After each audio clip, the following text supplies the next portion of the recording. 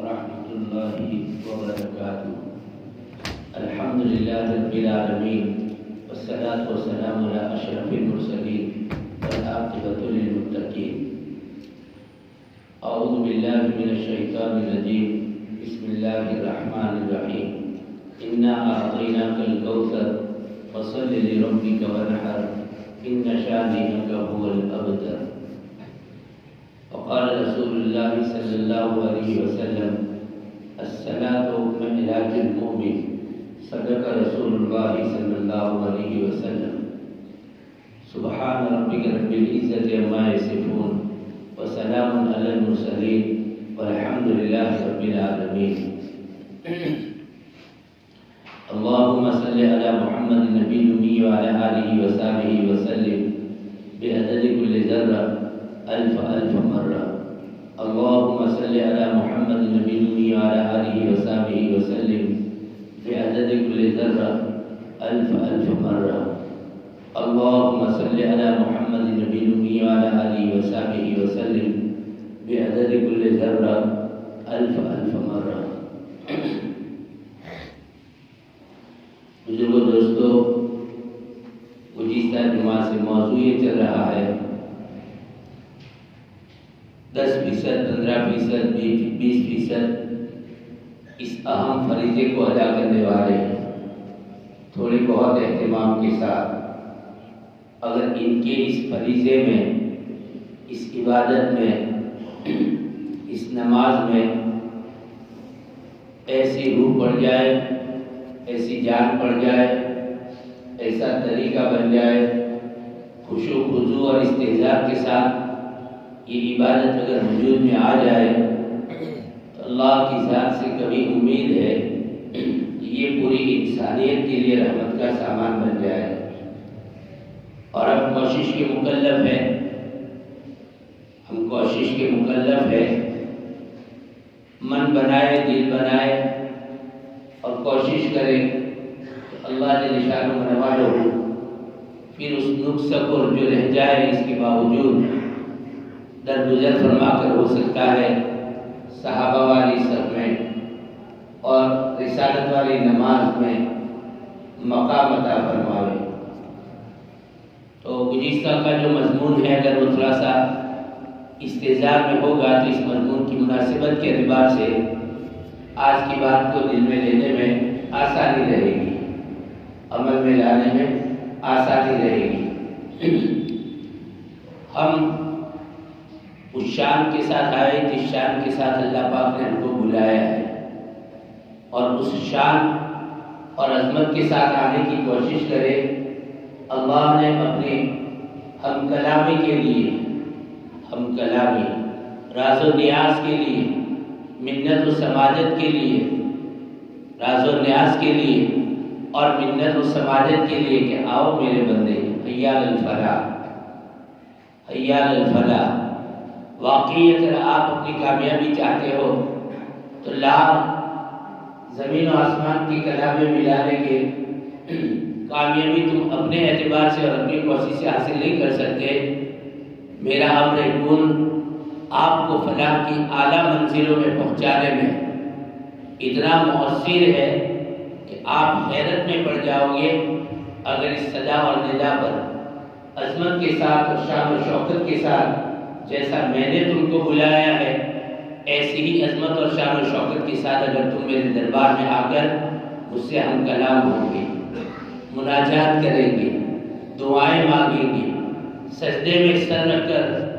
آپ کی من کی مرادوں کو میں پڑھ لوں گا، آپ کی من کی مرادوں کو میں پڑھ لوں گا. آپ کو کوئی لمبی تفسیر کرنے کی ضرورت نہیں رہے گی. اس لیے اب کچھ انداز تو بہت سارے ہیں لیکن موٹی موٹی چند باتیں پہلے بھی میں گوش گزار کر چکا ہوں، آج اس کو ریپیٹ کیا جا رہا ہے. ذرا اختیار کرنے کی وہ انداز ہم کوشش کریں. جب کبھی بھی کوئی نماز کے لیے جائے مسجد میں تو وہ انداز اختیار کرنے کی کوشش کرے. ایک گزارش میں آنے والی جماعتیں جب یہاں آتی ہے مرکز پر اور میں لے کے بیٹھتا ہوں تو چونکہ ہمارا دعوت و تبلیغ کا دوسرا نمبر جس پر محنت کوشش کر کے اللہ کے متعلق ہم کو بننا ہے اللہ کے دوست ہم کو بننا ہے تو میں ایمان کے بعد اس دوسرے نمبر پر زیادہ روشنی ڈالتا ہوں اور زیادہ ترغیب دیتا ہوں۔ تو اس میں پہلے بھی میں کہہ چکا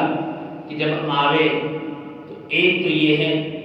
کہ تمام آداب سرکار کے اور اسی طریقے سے بادشاہ کے دربار میں آنے کے ملحوظ رکھیں۔ سرکار تو اسی کی ہے، بادشاہ اسی کی ہے، تو اس کے دربار میں آنے کے ملحوظ رکھیں۔ نبی جی نے فرمایا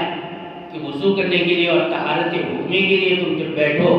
مسجد میں تو ایک قطرہ پانی کا زیادہ مت بہاؤ۔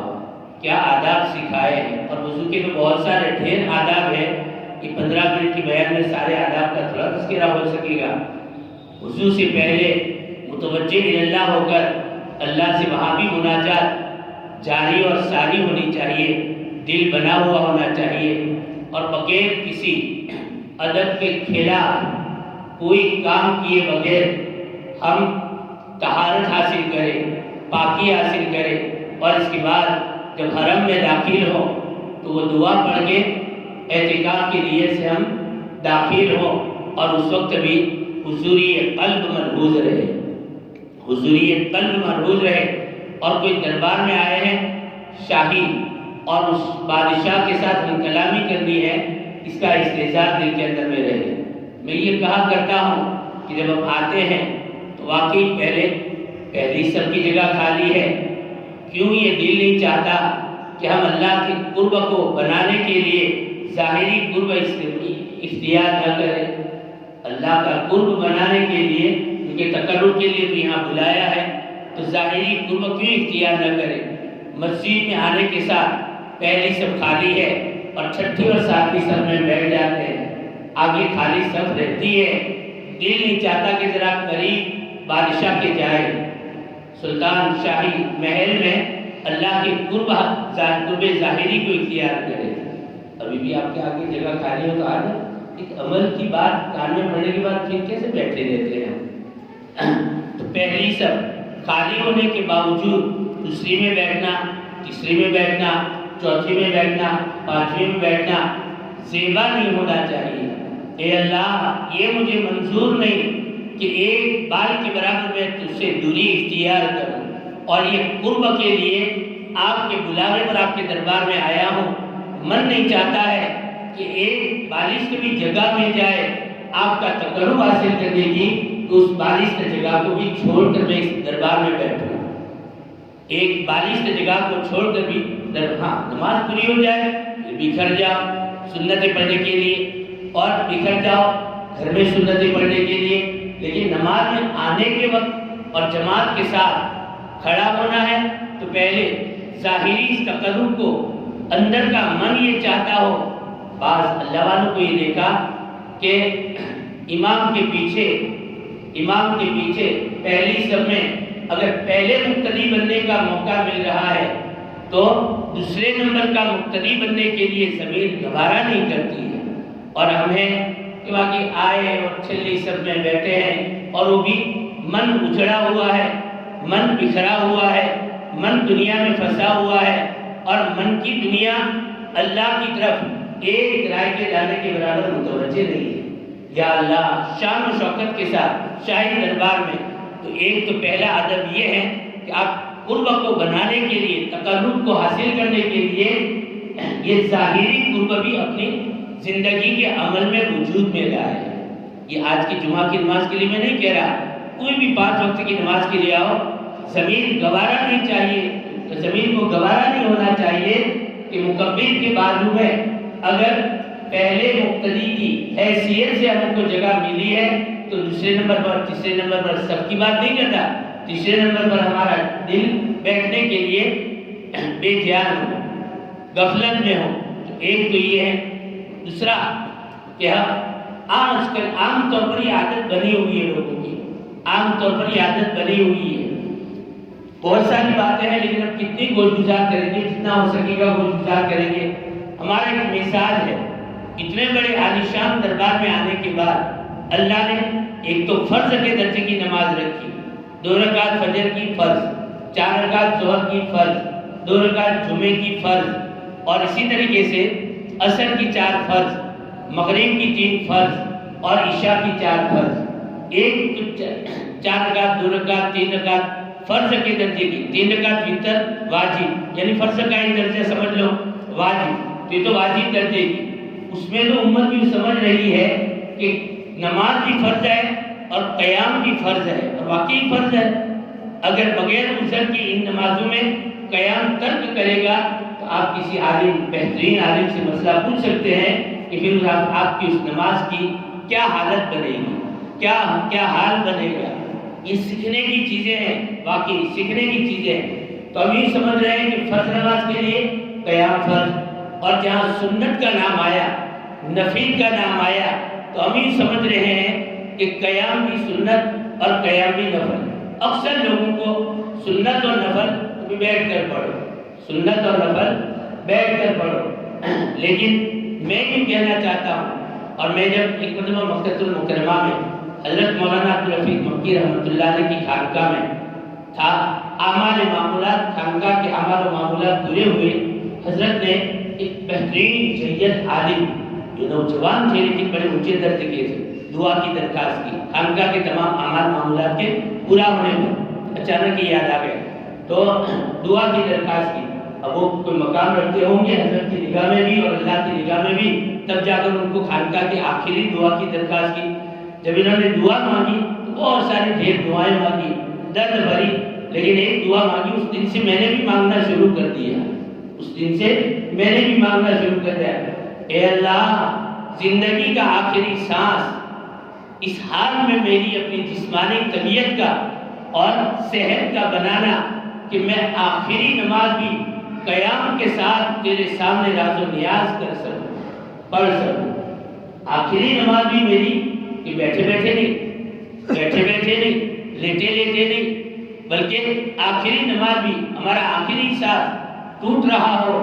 بند ہو رہا ہو، تو اس وقت بھی اس سے پہلی جو نماز ہم پڑھے ہماری صحت اتنی بہترین ہو کہ اللہ یہ آخری نماز بھی ہماری قیام کے ساتھ تیرے سامنے راز و نیاز میں ہماری ادا ہو رہی ہے، اتنی تو ہمیں صحت عطا فرما۔ یہ مانگنے کی دعا ہے، مانگنے کی دعا ہے، میں بھی مانگ رہا ہوں، آپ بھی مانگے۔ جب یہ دعا مانگ رہے تھے تو کئی باتیں میرے ذہن میں آئی، میں نے ان سے پوچھا تو نہیں، لیکن اس میں ایک ادب کا لحاظ کہ نماز اور اللہ کے سامنے جب کھڑا ہونا ہے تو کھڑا ہونے کا طریقہ، اور اللہ کے سامنے راز و نیاز کے لیے جو ارکان اللہ نے ادا کیے ہیں کہ بھائی تکبیر تحریمہ سے لے کر سلام کے پھیرنے تک قیام پہلا آتا ہے، پھر رکوع، پھر قومہ، پھر سجدہ، پھر جلسہ، پھر قاعدہ۔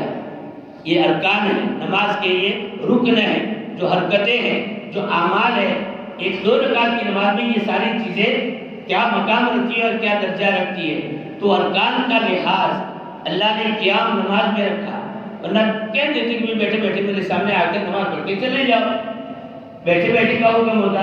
تو بیٹھے بیٹھے کا نہیں دیا۔ ہاں، معذور لوگوں کے لیے بیٹھنے کی اجازت، معذور لوگوں کے لیے سونے کی یعنی لیٹ کر نماز پڑھنے کی اجازت، معذور لوگوں کے لیے اشاروں سے نماز پڑھنے کی اجازت، یہ اس کا کرم ہے، یہ اس کا احسان ہے، یہ اس کا انعام ہے کہ اپنے ساتھ کا جو ایک یارانہ نظام ہے عبادت کی شکل میں، اس کو بیماری کی انتہائی درجے کی حالت میں بھی اللہ نے کہا، اے ابن آدم اگر تو اتنا معذور ہو جائے، اتنا معذور ہو جائے، اتنا معذور ہو جائے، اعضاء اور جوارے تیرے جواب دے دے اور تجھے میری راز و نیاز میں اگر من پیروئے ہوئے تو اگر ہے تو لیٹے لیٹے اشاروں سے بھی تو میرے ساتھ ہم کلامی کر سکتا ہے،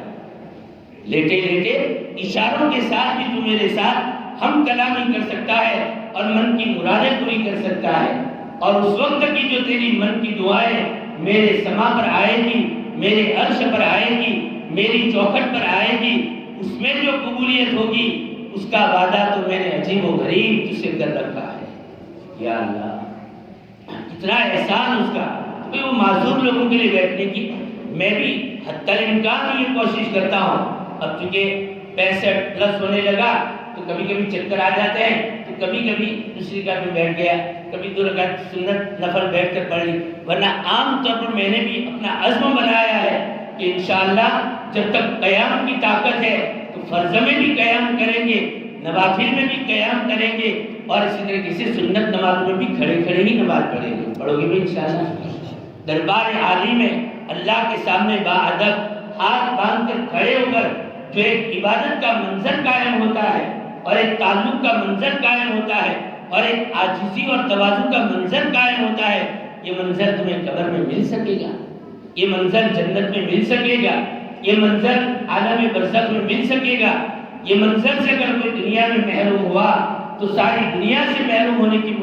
کے مترادف ہے، ساری دنیا کے خزانوں سے محروم ہونے کے مترادف ہے۔ تو ایک ادب یہ ملحوظ رکھے، نماز چاہے سنت ہو، نفل ہو، فرض ہو، کھڑے ہو کر ہی پڑھے۔ پڑھو گے بھائی انشاءاللہ؟ کھڑے ہو کر ہی پڑھے۔ وقت پورا ہو گیا، آئندہ جمعہ کو کریں گے، لیکن ایک کھڑے ہونے کا مسئلہ آپ اپنے ذہن میں بچا لیں۔ اب میں صرف 2 رکعت نفل عشاء کی سنت وتر کے بعد کی جو ہے میں بیٹھے بیٹھے پڑھتا ہوں، اور وہ بھی کب بیٹھے بیٹھے شروع کی، 1 منٹ زیادہ ہو جائے معاف کرنا، بیٹھے بیٹھے کب شروع کی؟ شیخ الہند رحمۃ اللہ علیہ کی شاگرد سے میں نے سنا اور ان کی بات کتاب میں پڑھی کہ شیخ الہند رحمۃ اللہ علیہ عشاء کی وتر کے بعد بیٹھے بیٹھے نماز پڑھتے تھے۔ تو جب فضیلت کھڑے ہو کر نماز پڑھنے کی شیخ الہند نے بیان کی تو کسی شاگردہ نے پوچھا کہ حضرت آپ کیوں عشاء کے بعد وتر کے بعد بیٹھے بیٹھے نماز پڑھتے ہیں، اتنی ساری فضیلت ہے اور یہ ادب کا لحاظ کرنا ہے؟ تو حضرت نے فرمایا اس میں میری 2 نیتیں ہیں، ایک نیت کہ میں عبادت کی اور دوسری نیت اتباع سنت کی۔ آقا کی میں نے سیرت میں پڑھا کہ عشاء کی وتر کے بعد 2 رکعت نفل رحمت عالم صلی اللہ علیہ وسلم کے بیٹھ کر باوجود قدرت کے قیام کے اوپر پڑھا کرتے تھے۔ تو میں سنت کا دیوانہ ہوں، سنت میں پاگل ہوں، سنت کا ثواب حاصل کرنے کے لیے وہ نماز بیٹھے بیٹھے پڑھتا ہوں۔ اب اس کا درجہ بڑھ جائے گا کہ نہیں بڑھ جائے گا؟ تو اب وقت پورا ہو گیا، اس لیے آپ حضرات سے گزارش یہ 2 ادب بتائے، تقرب کا ایک اور دوسرا نوافل ہو کوئی بھی ہو قیام کے ساتھ نماز پڑھے۔ اللہ مجھے اور آپ کو اس اہم فرض کو صحیح طریقے سے ادا کرنے کی